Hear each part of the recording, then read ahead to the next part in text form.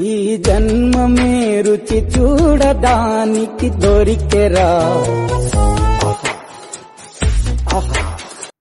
Saturday నేను గుడ్డు తిన్ను. సరే ఏం తింటావు? ఒక చిల్లీ చికెన్ తీసుకురా. ఇప్పుడే కదా గుడ్డు తిన్నాను. నేను మమ్మీని తింటా.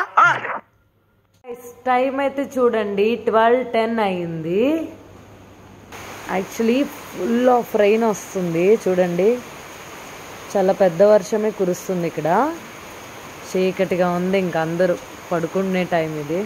సో ఇప్పుడు ఈ టైంలో మా మమ్మీ కుకింగ్ చేస్తుంది అనమాట. ఏం స్పెషల్ ఇది? Chicken curry. యాక్చువల్లీ మీ అందరికీ కూడా ఒక చిన్న డౌట్ రావచ్చు, అంటే సాటర్డే కదా, సో 12 తర్వాత చూపించానేంటి అని అనుకోకండి. అంటే సాటర్డే నాన్ వెజ్ తినంగా, సో 12 దాటిపోయింది.